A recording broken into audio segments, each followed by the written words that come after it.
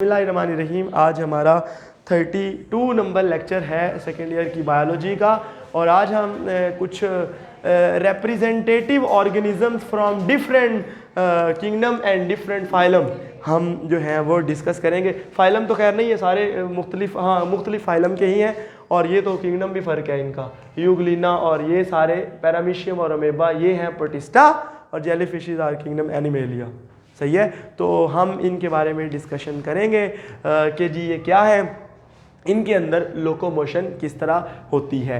Cockroach, इसके बाद Snell's और वो अर्थवर्म वगैरह वो कल के लेक्चर में कल के लेक्चर में हम ये चैप्टर ख़त्म कर देंगे जैसे भी होगा।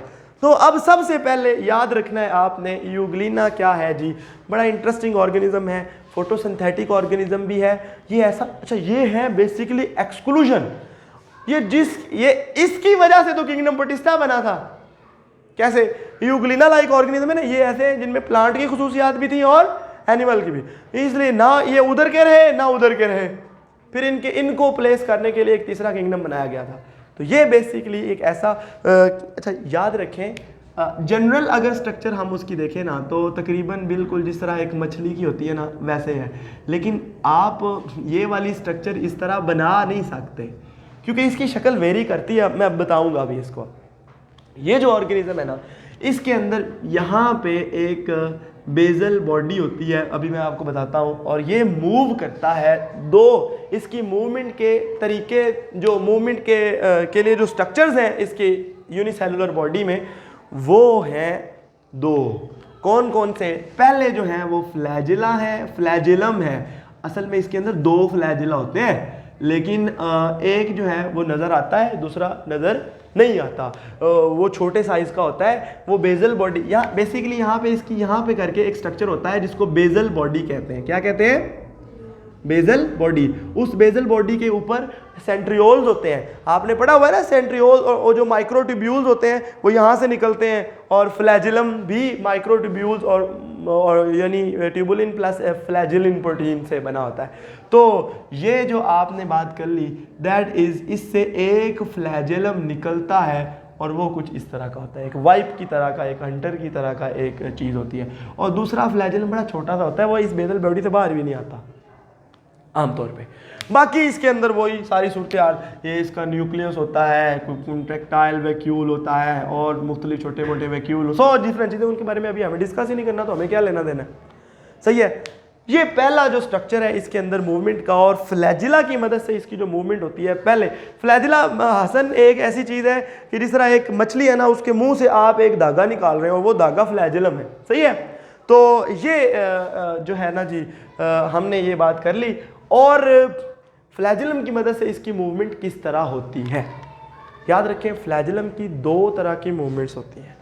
पहले तो आपने इतना हल्का सा ये वाली बात एक्स्ट्रा याद रखनी है, वो किताब में लिखी है बल्कि, कि जब ये फ्लैजिलम को ऐसे वाइप करता है, मारता है, ठीक है, और बॉडी आगे निकल लेती है, यानी when the flagellum is wiped backward the body moves forward, but when the flagellum is wiped in the forward the body does not move in the backward. ये तो समझ आ गई कि यानी फ्लैजिलम जो है उसको जब आप फॉरवर्ड करेंगे, बैकवर्ड करेंगे, तो बॉडी क्या होगी? फॉरवर्ड होगी। सही है, और जब यानी ये जब बैकवर्ड आएगा तो बॉडी फॉरवर्ड जाएगी, और जब ये फॉरवर्ड जाएगा तो बॉडी कहीं भी नहीं जाएगी। फ्लैजिलम की एक मूवमेंट तो ये है, जिस तरह आप वो नहीं होती कश्ती में बैठ के तो ऐसे चलाते हैं, ऐसे समझ रहे हैं ना आप, तो उस तरह से। लेकिन फ्लैजिलम की एक दूसरी मूवमेंट भी होती है। सही है, वो दूसरी मूवमेंट बड़ी इंटरेस्टिंग है। फ्लैजिलम बेसिकली एक रोटेटरी मूवमेंट भी करता है, एक स्पाइरल शेप, और वो स्पाइरल बेसिकली इस तरह स्प्रिंग की तरह नहीं होती तकरीबन, वो ऐसे ऐसे ऐसे ऐसे ऐसे वाली। ठीक है, वो किस तरह से है कि अगर आप गौर करें, मैं इसी को उसके ऊपर बना दूँ तो ऐसे, वो बेसिकली इस तरह से है। सही है, ये इस तरह से उसकी वो मूव होती रहती है। इससे क्या होता है कि एक तो फ्लैजिलम इस तरह वाइब भी करता है और दूसरा फ्लैजिलम इस तरह भी मूव कर रहा होता है। इससे वेलोसिटी भी बढ़ जाती है और भी इससे रेजिस्टेंस को हेल्प करने में और स्पीड बढ़ाने में भी ये हेल्प आउट ये चीज़ करती है।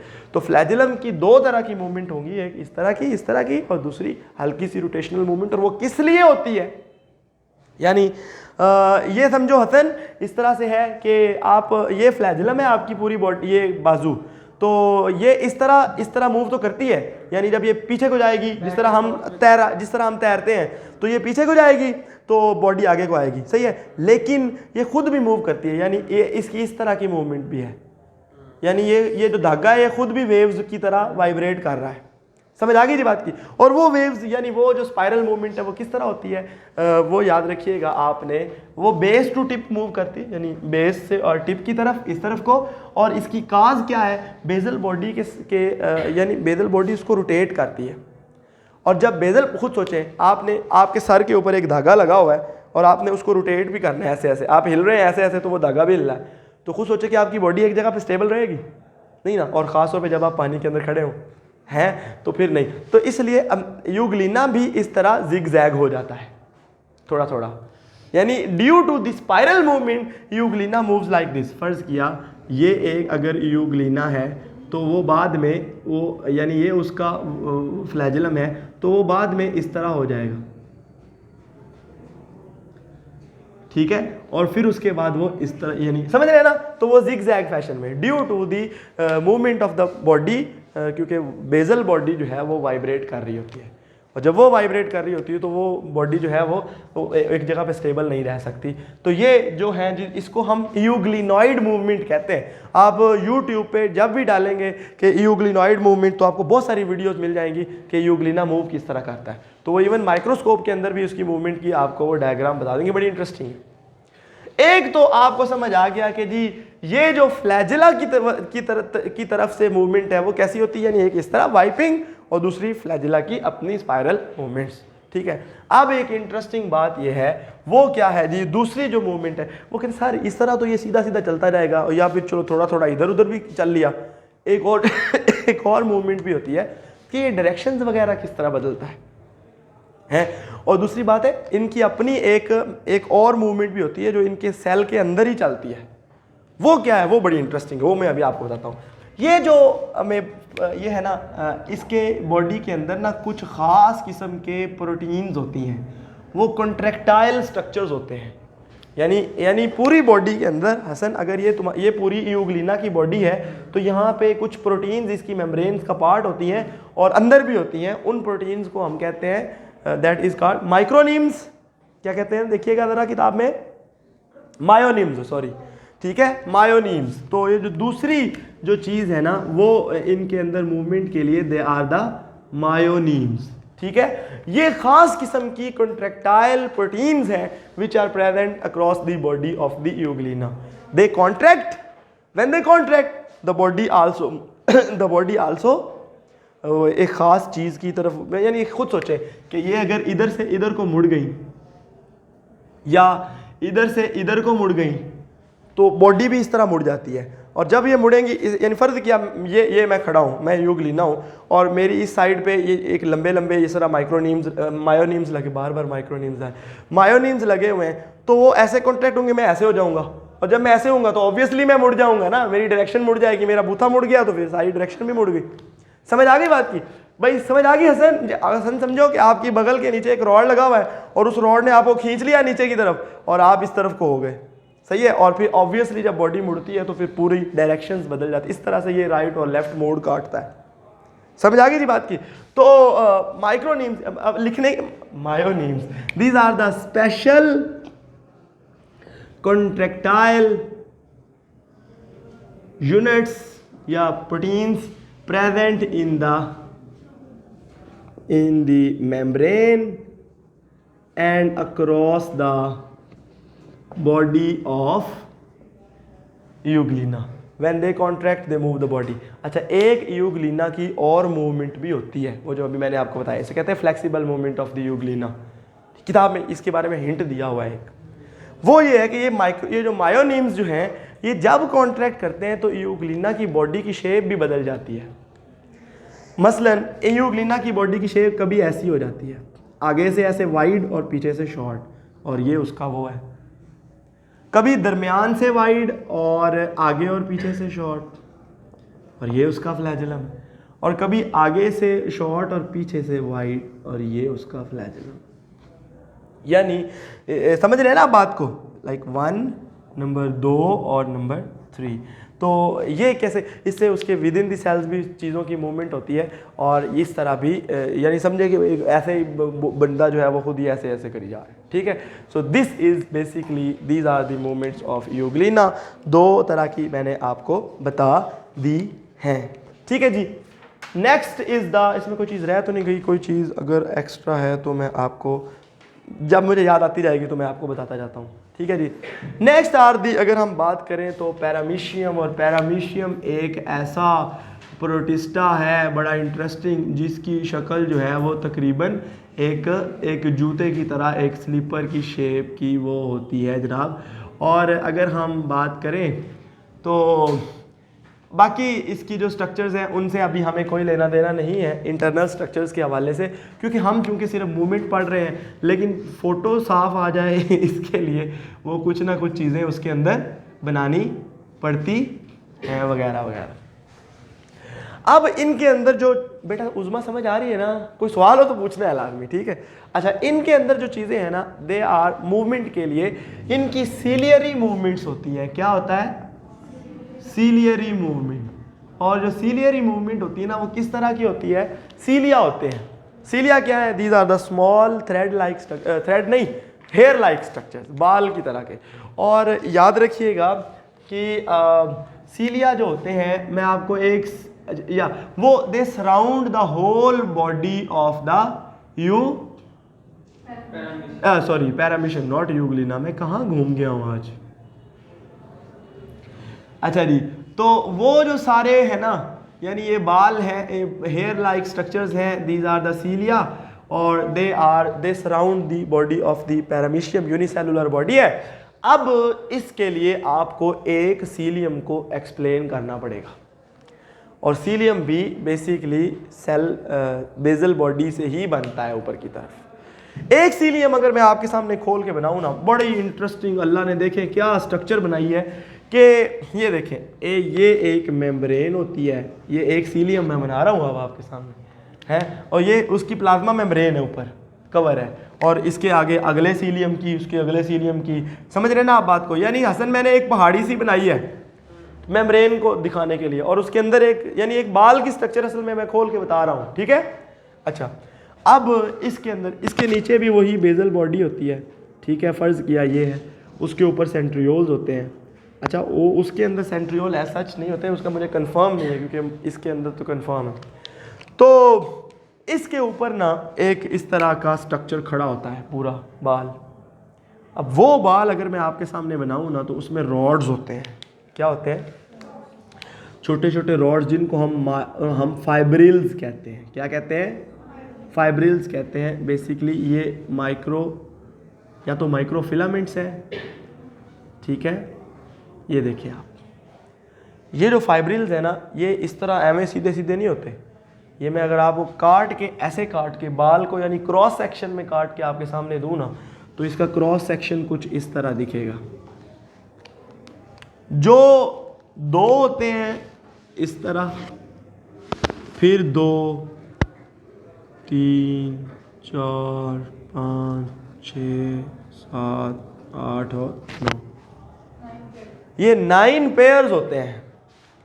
यानी ये समझे, ये एक धागा है और इसके अंदर 18, यानी ये एक सीलियम है, ये एक बॉल मार्कर, बोर्ड मार्कर, और इसके अंदर आप 18 धागे आपको नज़र आएंगे, वो फाइब्रिल्स हैं, ठीक है, छोटे छोटे धागे। और वो इस तरह है 2-2 करके, 2 फिर वक्फा, फिर 2 फिर वक्फा, फिर 2 फिर इस तरह से, और सबसे दरमियान में भी 2 होते हैं। ये 8 की शक्ल बनती है सारों की अपनी अपनी। यानी हसन समझो ये एक सीलियम है। अगर ये एक फ़र्ज़ किया एक सीलियम है, तो अब मैं तुम्हारे अंदर 18 छोटे छोटे इसमें सरिये या रॉड्स डाल देता हूँ, ठीक है। वो सारे 2-2, पहले 2 फिर 2, फिर 2, फिर 2, फिर 2, फिर 2, इस तरह से ये 9, यानी समझ आ गया ना, 2 2, अगर टोटल 18 हूँ तो 2 2 करूँगा तो 9 बनेंगे ना। वो जो 9 सरिये होंगे वो बेसिकली फाइब्रिल्स हैं इसके अंदर, और इनके ऊपर मेम्ब्रेन चढ़ी होती है, एक सीलियम। हाँ, और ये एक सीलियम बनेगा, और उन 9 के अंदर 2 और भी होते हैं, वो सबसे सेंटर में होते हैं। समझ गए बात को? यानी मैंने एक दायरा बनाया है और उस दायरे के दरमियान में भी मैंने 2 जीरो लगा दिए इकट्ठे, और उसके साइडों पे 2 2 जीरो के 9 पेयर्स लगा दिए। ठीक है, समझ आ गई बात की? तो ये है जी असल में सीलियम की एक क्रॉस सेक्शनल स्ट्रक्चर। और इसे की जो लाल मैंने निशान, ये मेम्ब्रेन है जो मैंने ऊपर ग्रीन से बनाई है। समझ आ गई बात की? तो ये असल में अब सवाल पैदा हो, ये ऐसे खड़े हुए, समझिए आप, ये खड़े हुए और ऊपर मेम्ब्रेन है, तो ये एक बाल लगेगा ना, एक बाल लगेगा, बड़ी इंटरेस्टिंग चीज है। अब इसको हम कहते हैं 9+2 अरेंजमेंट। 9+3 याद आ गई ना कुछ सेंट्रियोल्स में? 9+2 अरेंजमेंट ये वाली है सीलिया के अंदर। अब सीलिया याद रखिएगा, पैरामीशियम वो कैसे मूव कराते हैं? चलो सीलियम की स्ट्रक्चर तो समझ आ ही गई है। पैरामीशियम इस तरह मूव करता है कि सीलिया के सारे सीलिया एक टाइम पे बीट नहीं करते। अच्छा, ये सिर्फ ये साइडों पे नहीं है, ये तो मैंने 2 डायमेंशनल स्ट्रक्चर बनाई है ना, ये पूरा सेल है और उसके ऊपर भी सीलिया हैं और उसके नीचे भी सीलिया हैं, मजाक नहीं है। अच्छा, तो ये जो सारे सीलिया हैं, they all the cilia do not beat at the same time. यानी एक जो कश्ती है, फर्ज किया एक लंबा शिप है और उसके आगे भी लोग बैठे हैं उसको चलाने के लिए, पीछे भी लोग बैठे हैं, इधर भी बैठे हैं, इधर भी बैठे हैं, सारे एक at the same time beat नहीं कर रहे। कोई कर रहे हैं, कोई नहीं कर रहे, लेकिन सारे इस तरीके कर रहे हैं कि पहले अगले वाले करते हैं, फिर उनके पिछले वाले मेहनत करते हैं, फिर उनके पिछले वाले, फिर उनके, तो कश्ती हर वक्त चलती रहती है। सही है?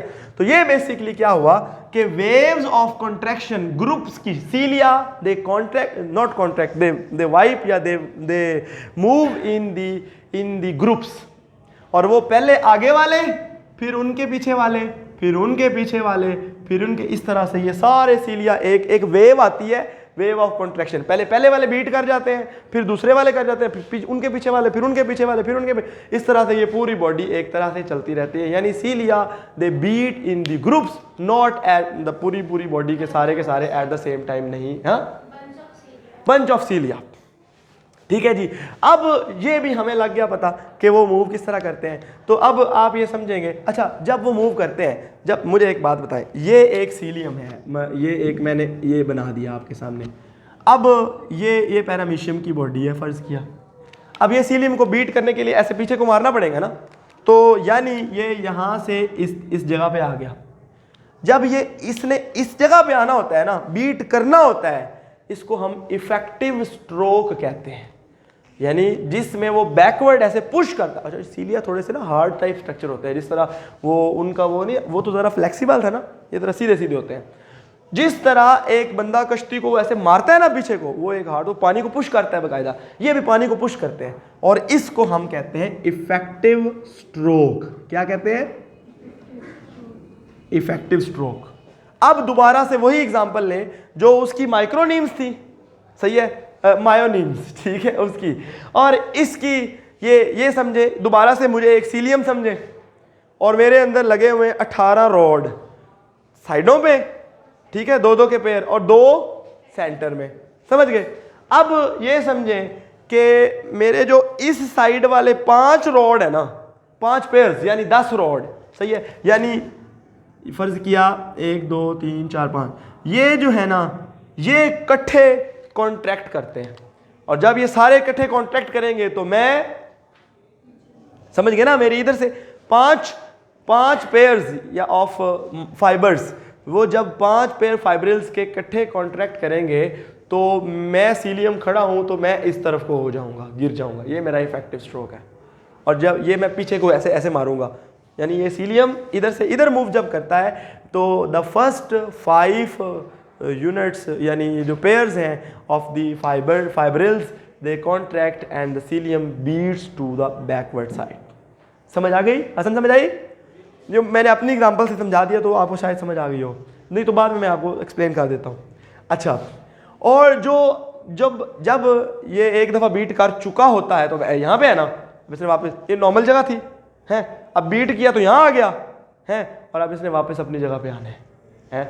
उसके लिए जो यहाँ से वापस जाएगा उसे कहते हैं रिकवरी स्ट्रोक। क्या कहते हैं? उसमें बाकी के जो 4 है ना वो कॉन्ट्रैक्ट करते हैं और वो समझ आ रही ना, यानी पहले 5/9 5/9 करते हैं तो वो बैकवर्ड पुश करता है, उसको इफेक्टिव स्ट्रोक कहते हैं कि शॉर्ट आता है। What is the difference between effective?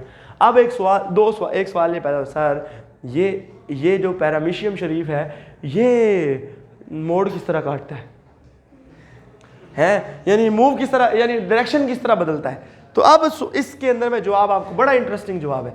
वो एक तो आपको पता है कि सारे सीलिया एक सेम टाइम पे बीट नहीं करते। दूसरी एक और बात भी याद रखिएगा, सीलियम का जो डायमीटर होता है ना वो 0.1 से लेकर 0.5 माइक्रोमीटर तक होता है और इसकी जो लेंथ है ना वो बदल सकती है, वो हंड्रेड्स माइक्रोमीटर तक भी हो सकती है। सही है? तो जो सीलिया होते हैं ना इसकी ओरल साइड पे, यानी इसकी मुख्तलिफ एरियाज के अंदर जो इसकी सीलिया है ना उनकी लेंथ भी एक दूसरे के साथ मिलती नहीं होती, वो डिफरेंट होती है।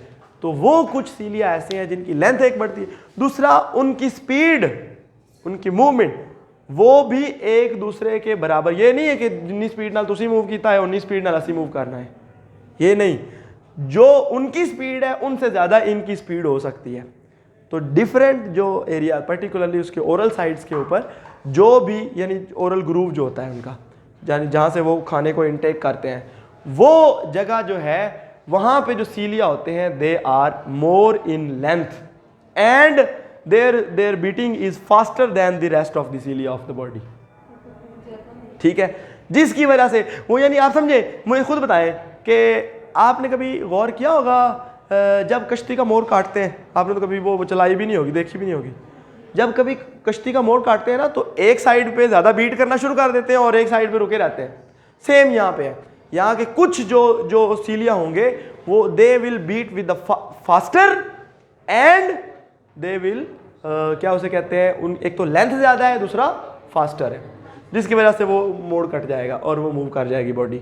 और आखिर में इंटरेस्टिंग बात एक और भी है, जब वो मैंने कहीं एक जगह पे पढ़ी थी कि जब सीलियम, जब यूग्लिना ये जा रहा है पैरामीशियम सीधा, ये जब किसी दीवार में बजेगा या किसी ऐसी चीज़ में जाके लगेगा जो आगे से बंद है तो ये थोड़ा सा पहले पीछे हटेगा, फिर मोड़ काटेगा और फिर जाएगा। समझ आ गई बात की? इसके पीछे भी कुछ मैकेनिज्म्स हैं पर वो यहाँ पे एक्सप्लेन करने की जरूरत नहीं है, किताब में नहीं लिखे हुआ, बस सिर्फ ये एक इंटरेस्टिंग बात बतानी थी। आखिरी जो 2 हैं बड़े इंटरेस्टिंग है, 2 मिनट का टाइम है हमारे पास। हाँ, ये बीटिंग के लिए जो एनर्जी होती है वो एटीपी प्रोवाइड करता है, बस ये वो मुझे भूल गया था। अच्छा जी, लास्ट बात है जी अमेबा के अंदर मूवमेंट। अमेबा की आपको पता है कि कोई शक्ल भी नहीं होती, तो जब अमेबा ने मूव करना होता है ना तो बेसिकली आपने पढ़ा था, याद है आपको, मैंने आपको, एक तो वो सूडोपोडिया यानी फाल्स फुट की मदद से मूव करता है, उसके यहाँ से कोई प्रोजेक्शन निकलती है और फिर सारे का सारा साइटोप्लाज्म की तरफ। और जब मैंने आपको माइक्रोफिलामेंट्स पढ़ाए थे, याद है? नहीं, वो माइक्रोफिलामेंट्स मैंने आपको पढ़ाया है। हाँ, इंटरमीडिएट फिलामेंट, माइक्रोट्यूब्यूल्स और माइक्रोफिलामेंट का फर्क बताया नहीं, ये फर्स्ट ईयर के लेक्चर में आया है। ठीक है, वो जो है ना वो वहाँ पे आप अगर गौर करें तो वहाँ पे लिखा हुआ है बाकायदा कि अगर within the cells movement करनी हो ना किसी चीज़ की तो माइक्रोफिलामेंट्स उसमें हेल्प, वो मतलब साइटोप्लाज्म की मूवमेंट करनी हो। सही है? वो किस तरह से है? माइक्रोफिलामेंट्स खास वैसे तो इसका यहाँ पे किताब में लिखा है कि इसका mechanism is still unknown and it is very, अभी भी इसको वेरीफाई करने की ज़रूरत है, लेकिन एक जनरल मैकेनिज्म मैं आपके सामने बता देता हूँ कि होता ये है कि एक ख़ास एरिया के जो माइक्रोट्यूब्यूल्स, माइक्रोफिलामेंट्स हैं वो मूव कर देते हैं इस तरफ को अचानक। सही है? और वो यानी ये साइटोस्केलेटन का पार्ट होते हैं, तो सेल जो है वो एक तरफ को वो ज़्यादा उसका झुकाव हो जाता है और फिर पूरी बॉडी का जो साइटोप्लाज्म है वो उसकी तरफ मूव करना शुरू कर देता है।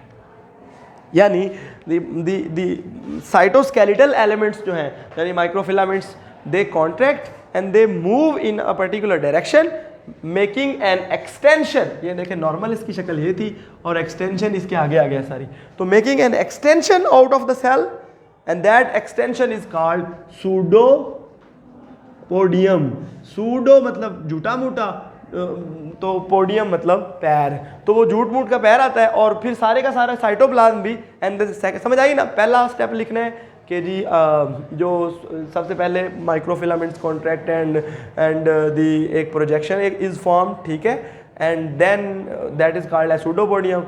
Then the cytoplasm of the cell that moves into the direction of that, and slowly the shift of the whole cytoplasm is move toward the pseudopodium, जिससे पूरी बॉडी एक जगह से दूसरी जगह तशरीफ ले जाती है। आखिर में रह गई जेली फिशेस। बस इसमें एक इंटरेस्टिंग मैंने देखा था, क्या कोई चीज़ रह गई है? हाँ, इनका जो मैकेनिज्म है that is the jet propulsion. ये क्या है, आप समझे कि आप पानी भरे और फिर फूंक कर आप पानी में गुब्बारे में पानी भरे और उसको छोड़ दें, वो दबाएगा और पानी में तो आगे आगे मूव करेगा। ये है जेलीफिश असल में। पर उसकी जो डायग्राम है, फर्ज किया अब मैं एक जनरल सी आपके सामने बना देता हूँ। तो जेलीफिश के होते हैं टेंटिकल्स भी, पता है ना, ठीक है। जेलीफिश एक नाइडेरियन है, इसके अंदर भी गैस्ट्रोवैस्कुलर कैविटी वैसे ही होती है, पता है, वो हाइड्रा वाला काम, सी एनीमोन वाला। तो ये अब आप गौर करें तो बेसिकली क्या चीज़ है कि ये है उसकी गैस्ट्रोवैस्कुलर कैविटी, सही है, और ये जो है उसके टेंटिकल्स हैं, और ये उसकी कॉमन सिंगल ओपनिंग है जिससे पानी अंदर भरता है। पहले जब पानी इसमें भरेगा ना तो ये ऊपर से ऐसे फैल जाएगी, फूल जाएगी, सही है, और इसके टेंटिकल्स वैसे बिखरे बुखरे होंगे, ऐसे ऐसे टेढ़े मेढ़े होंगे, सही है। ये पानी इसमें भर गया अब, और फिर ये कॉन्ट्रैक्ट करेगी और आगे की तरफ जाएगी। अब आपको पता है आगे की तरफ, फर्ज किया हम तैर रहे हो तो हमारे बाल तो पीछे को आएंगे ना, सीधे बिल्कुल लाइन में, तो वो बिल्कुल सीधे हो जाते हैं ऐसे टेंटिकल्स, और बॉडी ऐसे, यानी it fills the bell with the water and then contracts and then all the water is propelled out in the form of, जिस तरह जेट प्रोपल्शन होती है, और वो बॉडी इस शू करके आगे आगे को मूव करती है, फिर दोबारा भरो, फिर इस तरह, और इस तरह से ये जेलीफिशेस मूव करती हैं। समझ आ गई बात? कोई सवाल है तो प्लीज़ पूछें।